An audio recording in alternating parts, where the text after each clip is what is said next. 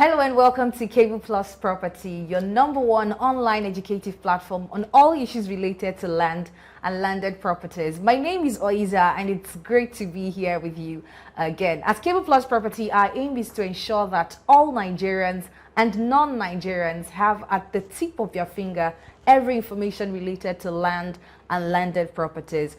We provide you with all that you need to know about getting your property registered, obtaining the right documents, and obtaining your planning permits. In this video, I'll be speaking with no other than Town Planner Osinaike Kehinde Osinaike. I'll let you know who he is, and I'll be right back.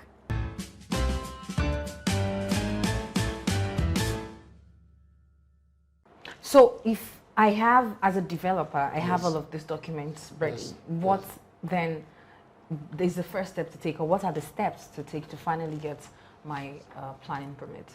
And how long does it take? Okay. You see, I want to use this opportunity to advise the general public. Before you purchase any piece of land in Lagos State, be it from government or from private, please endeavor to first and foremost approach us for you to know the status of that land. Also, you can also approach the ministry to get planning information regarding that particular plot of land. It's not every plot of land in Lagos State that is permissible that you want to have an hotel, for instance, or a commercial development, or you want to build a industry, either be a light industry or heavy industry. It is not every land. We have designated area for different type of uses. For instance, there's some areas that are zoned, what I've called zoning now, strictly for residential, meaning that no form of commercial development is allowed within that area. Except otherwise stated in the approval order. That, okay, maybe for instance, a grocery store is allowed in that area. Or let's say for instance, a neighborhood store is allowed. So it is unwise of anybody to go and purchase a land that is specifically or designated for residential, and you now think we are going to allow you to put a shopping complex. It doesn't work that way. Either you go to our websites or you approach any of our district offices scattered all over the state. There are 40, we have 40 district offices, or you approach the head office here, or any of the town planning directors or the ministry, to first and foremost find out, please, gentlemen, what is permissible within this particular plot of land that I'm prospecting to buy. So when that is clear, that is when I'm 100% sure that if you approach any of these offices that I mentioned, they will be able to guide you. Say, look, this is what is allowed here. This place is strictly residential. Okay, some level of commercial development is allowed here, and so on and so forth. That is the first step to take. Don't put the horse before the cart. Let the horse be before the cart, not the other way around. Not the cart before the horse. So, meaning that the first step you take, approach any of our offices, any of the town planning directors, or the Ministry of Fiscal Planning and Urban Development, where you will be guided accordingly. It is after that is done, depending on the advice given to you, you can now say, okay, I want to do residential development here. This is your proposal. You invite your architect to come and do a design for you based on your brief. Okay, this is what I like, this is what I like. So with that proposal, that architectural drawing, you can now approach any of our district offices. Now say, look, this is my proposal. We also have what they call... Sorry to cut you short, sir. So if you're making a proposal Only the architectural design is needed? Yes, of course. Okay. At that point. Okay. And I'll also tell you the reason. Okay. So we also have what we call district architects, meaning that we have government architects that are in some of these, in all of these district offices. So once you approach the district officer is the one superintending over the district office. So that's the first point of call. You approach that person, the person will take your proposal, invite the government architect in that district. Please look at this. The district officer will look at the setbacks, the height, the use of that, the proposed use of that. They will also invite the government architects, the district, popularly called the district architects. They will look at the design, look at the functionality of that design vis-a-vis the National Building Code.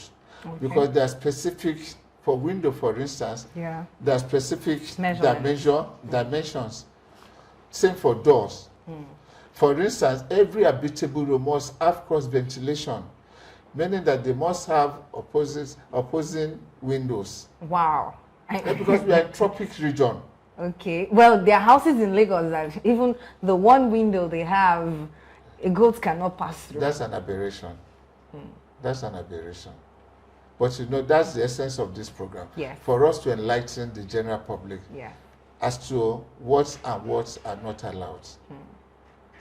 Okay. So every habitable room must have a cross ventilation, must have a standard door. That is just as small as it may be. The size of the room, for instance, must not be a habitable room now, that we call bedroom. We want to 3 meters by 3.6. That's the standard. Okay. Anything short of that is unacceptable to us. So should we, we're coming back to this, but I just want to check this in. Should we then say that the houses we see in Lagos that clearly have faulted all of these rules you stated out, they never passed through any governmental agency or something? Yes, some do pass. I have to be honest with you, some do pass. You know what normally happens? And that's what we are trying to, you see us almost on daily basis going around looking at some of these things. Some, after obtaining the approval, they contravene that approval. That is, they do something, they do things that are contrary to what they've been given. And that's unacceptable to the government of Lagos State.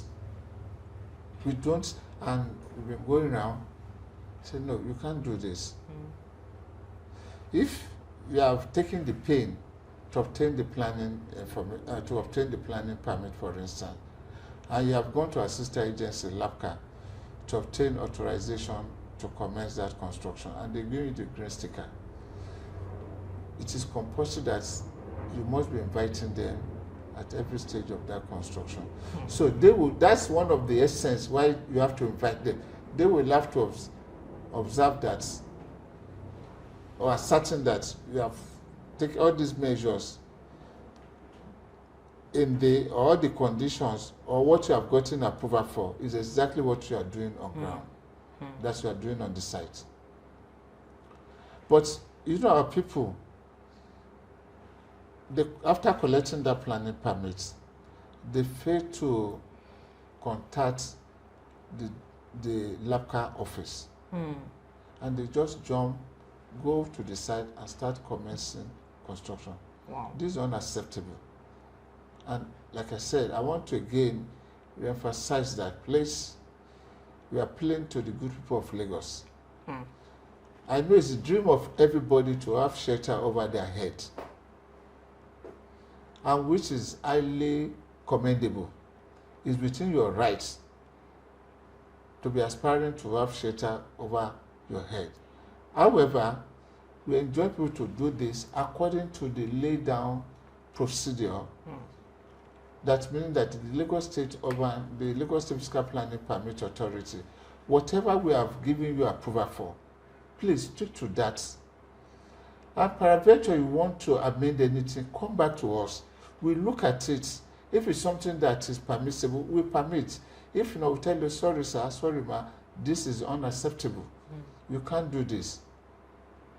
We guide you accordingly. People should stop the habit of obtaining approval for a particular use and doing something contrary. Or you not even coming to us to obtain planning permit, and you just go to site and start doing construction. We'll come after that person. One way or the other, we'll come after that person. But again, let me also use this opportunity to emphasize that, look, the voluntary compliance is something that is a gain to everybody, both to the person that wants to do that construction and we as a government. Because one, will not start embarrassing you, start coming, putting red mark, serving you notices, and telling you that you can't do this, you can't do that, you have to revert and all of that. Because people see this as a form of embarrassment. Yeah. Particularly when we serve them notices that, look, we have contravened the town planning law. And in some cases, we have to seal off such property. So this is a lot of discomfort to them. But these things are avoidable. If they come in the first instance to us and they allow us to process that the application and they proceed to LASBCA and they allow LASBCA to stage manage every stage of that construction. Wow.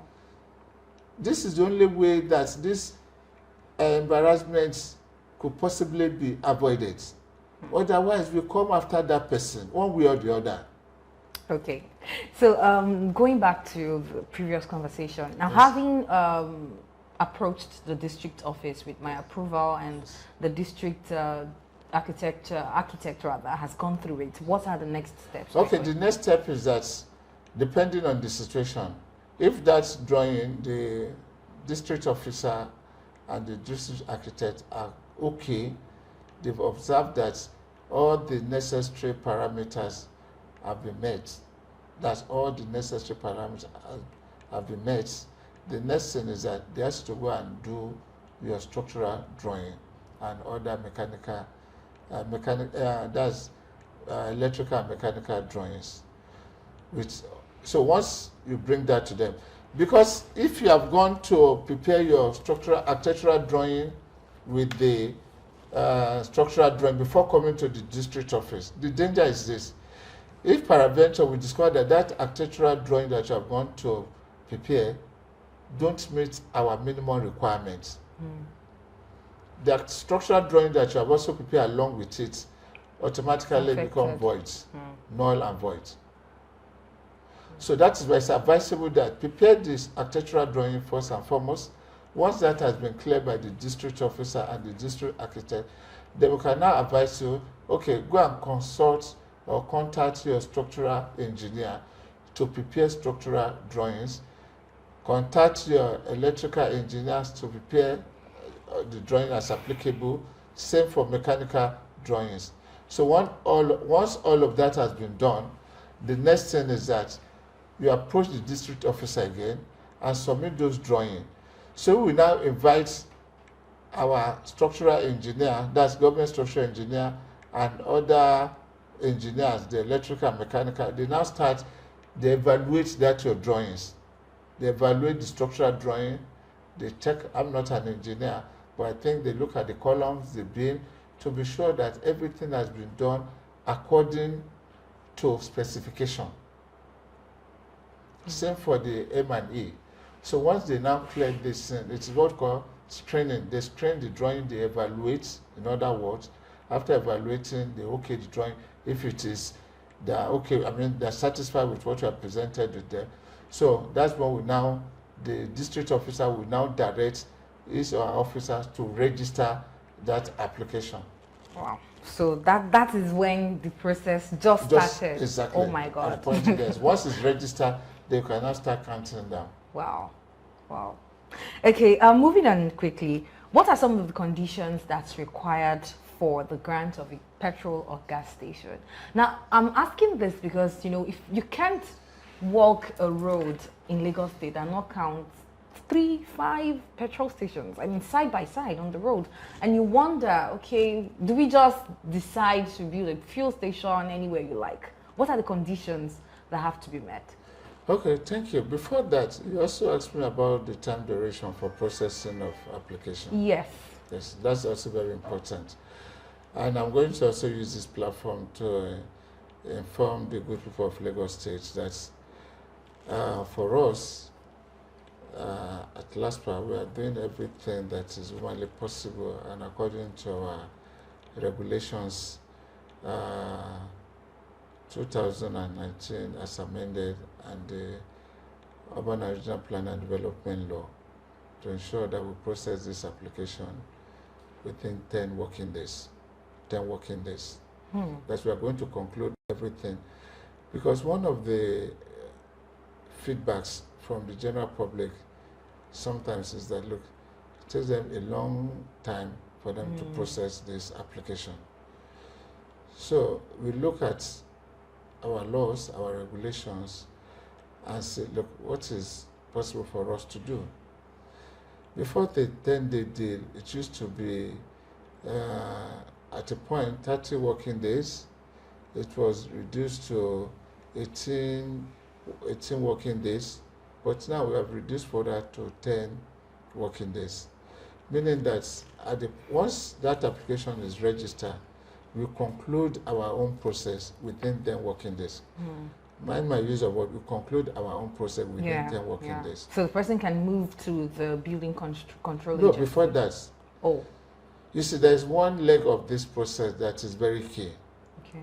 which is the LRS, that's Lagos State Internal Revenue Services. You know, because we are not mandated to give clearance on the tax compliance of anybody. We don't have that mandate, and we don't have the wherewithal. So what we normally do, we refer such application to LRS for them to evaluate the level of tax compliance of that applicant. Once they're satisfied, fine, they give us clearance. So that is when we can now release that application. Remember I said we conclude our own process within 10 working days. Even after that conclusion, we're still not going to release that permit to you until LRS has given us the green light that that applicant is in tax compliance. You understand? So if we have not received such clearance from them, we are not going to release such permit to you. No. And the process of that clearance, we don't have control over that. Okay. Once we conclude our own process, we transmit your application to LRS for them to determine the level of your compliance with tax as far as Lagos State is concerned. So not until we have been given that clearance before we can release the application to you. But one thing I can tell you is that they process this tax clearance within a reasonable time. It doesn't take forever. Okay, a reasonable time. When I say reasonable time, maybe 1 week. 6 months. Max. No. 1 week, okay. Maybe one at max, maybe 5 working days. That is the max. Okay. The area is this. What people have to realize is they have their own procedure of determining the tax compliance level of that applicant. We don't know. It's not our mandate. So not until they're able to transmit to us that that clearance to us, we are not going to release. But they do this within a very short time. So considering this and LASPPPA taking 10 days, so Yes. in an average of 1 month, one should be done with the processing and approval. Yes. Once after our own 10 we conclude and tax, has given us the green light that this person is in full compliance with tax requirements. We don't have any reason to withhold you. We just advise you to proceed to LASPPPA. But before that, we will have also transmitted a copy, that's a copy from the file to LASPPPA, informing them that we have issued planning permit to Site A or Mr. B or Mr. Z, whichever the case may be. Okay. So the question on the conditions required. Yes, on the issue of the petrol filling station, gas station, and tank farm, This is also a very important question that you have just asked me. One thing I have to tell you for sure, it's not all the petrol stations that you find everywhere actually has this planning permit. I have to tell you that. You see, some of these petrol stations, gas stations are constructed illegally. But what we are trying to do, particularly in LASPPA, is to ensure that we visit every petrol filling station in Lagos State to ensure that they are full compliance with our law. Because that is very unsafe. That is very, for safety. I know when you are talking about even, they have these special requirements. For instance, if you are proposing constructing a petrol filling station, a gas station, for instance, it is compulsory that you must get clearances from Lagos State Safety Commission. You must get also from Lagos State Fire Service. You must obtain clearance from Nigerian Police Force. You understand? And even the DPR. So all these are government agencies. The other one, DPR, which is federal government agency, is also for them to be sure that they will allow you to. But we all work together to ensure that we sanitize this critical sector of the economy. Meaning that, for instance, if you tell us you want to construct petrol filling station, you have to get clearances from all of these Lagos State government agencies. To be sure, this is also relevant when you talk about safety, because the most important factor in the construction of petrol filling station, gas station, tank farm is safety. Safety first. Yes.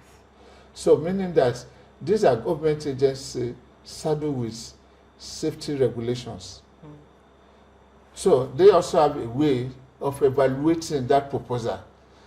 If they are not satisfied with this proposal, they will not issue you clearance. Meaning that you will not even be able to approach us to process your permit. So the conditions you mentioned are some of the conditions that Yes. a developer of a petrol or gas station must Yes. meet. Yes. Okay, as we round up, your That office... is just one. Okay. Like Okay. I said, that Okay. is just one of them. There are other requirements. Okay. But that clearances from all these safety regulators is very, very key. Okay. So your office embarked on action plans for some communities recently. We'd like you to talk about that. Yes, thank you very much.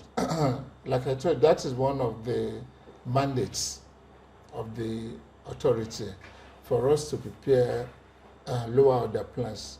And these lower order plans could either be a district plan, subject plan, area action plan. Okay. Understand? These are, it's like a pyramid. At the top, you have the master plan.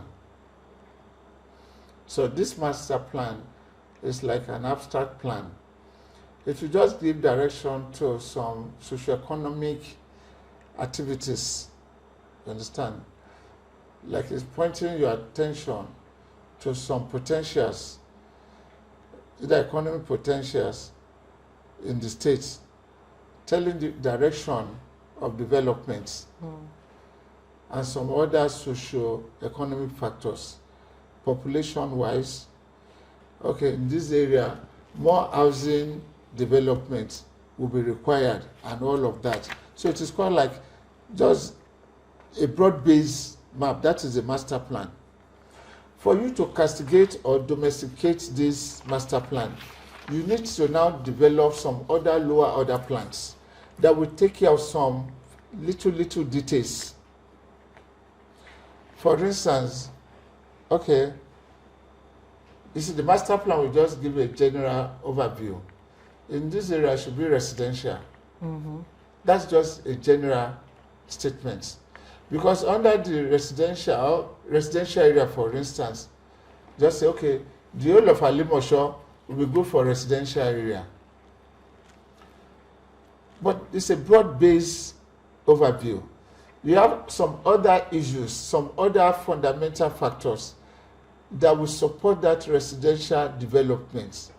That is when we now start going to the integrity of, okay, take a small community, for instance, within Alimosho. Okay, this area will be good for commercial development, for residential development, hospital, for instance, a clinic, neighborhood center. Okay, it will be good to have a market here, a store here. The lower order plans take care of those little details. Understand? Okay, this is where access road will be. Okay, you can have an alley here. Meanwhile, the master plan will probably be talking about higher ranked roads, like an express. You understand? Yeah. But on the lower order plan, you will not find things like, you're probably not going to find things they're like more that. Closer to the people. To the people. At that level, you are dealing with the people now. Now getting their, what they call, need assessments. What are their basic needs for you to now prepare their own lower order plans? Yes, sir. Okay, they want a road of 3 meters to be here. Okay, help us put a market here based on their needs assessments. Yes, sir. You are now designing for the community. That does not take away the fact that even the master plan has not taken cognizance of the people's needs. No. But this, you are working with the locals, the local people, taking a small community and saying, okay, it's possible to have a 6 meter wide road on this. Okay, you can have a market here. You can have a supermarket here. Okay, this place is good for a neighborhood center, recreational area. Okay, the children, this is a playground. The children can play here, they can recreate here, and all of that. Okay, you can have a nursery school here. On the master plan, you will not see a place for a nursery school, for instance, or a place for primary school or creche. You probably not go. But on the lower order plan, like the action area plan, those are where you find things like that. Okay, this place, the residential area, is for high density area. It's for low density area. So you helped these communities put up those plans? Yes, of course. Wow, that's very great. And for your information, we were able to conclude almost 20 of them for last year. Wow. And we are going to do more even this year. You see, without that, it's going to be difficult for us to achieve an orderly planned environment. And that leads me to the question, since your inception as General Manager of the Lagos State Physical Planning Permit Authority, let us know what your achievements have been. I mean, I could feel it already that you've done so much, and I would really love to drink from your cup of experience. Yes, thank you for that. I haven't achieved anything.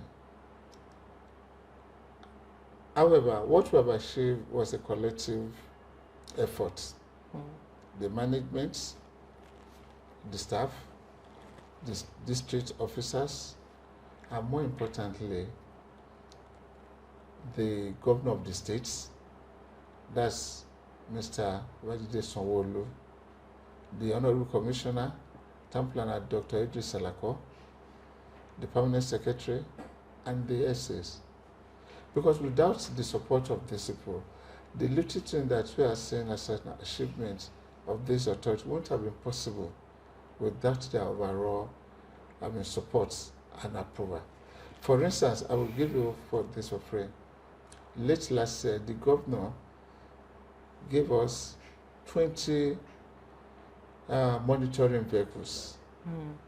That's a lot. And this, as a matter of fact, assisted us immensely to carry out our activities seamlessly. The first time that is going to happen in the history of this agency to be at once given 20 monitoring vehicles. It's also a form of support. So without these vehicles and some others, it would have been possible for us to achieve those little. But we are not, as far as we are concerned, based on the templates that we have developed, we haven't achieved anything. Okay. You just mentioned it now. We see how some of this illegal construction going on in some parts of the states. Yes. Not until we have zero tolerance. We have zero tolerance for illegal development, but not until Existence. Yes, when every household will come out and say, look, this is my planning permit. This is my planning permit. That's the area we are going. That at least for this year alone, we want to ensure that at least, maybe if not 60, half of the structures existing in Lagos State can be proud to have a planning permit. Wow, that's impressive. And again, we want to, our vision is to ensure that this state is the first choice of any investor, anybody that wants to live in a decent environment. Say, look, go to Lagos. That is an ideal place to live, to work, and to recreate. Well, I'll say that, I'll testify that Yes. I think Lagos is already. So as we round up, sir. But kudos to our governor. Yes. This is a manifestation of the good work that the governor is doing. Yes. And he is still very determined even to do more to the good people of Lagos State. So, sir, what message do you have for the public, our audience and viewers? I want to thank you for giving me this opportunity to reach out to the good people of Lagos State. And I also want to say thank you to them. They've been cooperating with us. They've been showing us a lot of support. And I want to also say this. There's this slogan that we normally say in the authority: you see something, you say something. You see your neighbor doing anything, please don't hesitate to contact us. You see your neighbor digging, constructing, or an existing building, doing anything, please tell us. One thing I want to assure you is that confidentiality is very important to us. We are not going to disclose the identity of anybody that is giving us any information. Your identity is 100% safe with us. All we'll do is that we'll go to anywhere that our attention has been drawn to and tell them to do the right thing and ensure that they do the right thing. We are not going to leave them or allow them to continue until the right thing is done. Neither are we going to disclose the identity of anybody giving us any information. No matter any information given to us, we are going to treat such information with ultimate respect and confidentiality. As we round up, sir, I'd like you to say something about the Cable Plus property endeavor and also give some piece of advice. Thank you. I think this is a veritable means of reaching out to the general public, particularly, the do and don'ts of planning issues in Lagos State. We are proud to associate with your platform, with this media. That's media organization. We are doing a very good work. I'm one of your listeners. I listen to the program most of the time, and it's my privilege and honor to be interviewed by your platform. It's a pleasure. I'm highly humbled, and I also want to use this opportunity to thank the management of this organization. Thank you very much for your time, sir. It was pleasing talking to you. My pleasure. Okay, and that was the conversation with Town Planner Osinaike Kehinde Osinaike. Thank you so much for watching. Don't forget to hit the subscribe button below, share this video with friends, family and colleagues, and also head to our Facebook page at Cable Plus Property, Instagram at Cable Plus Property, and follow. My name is Oiza, and I'll see you in the next video. Bye.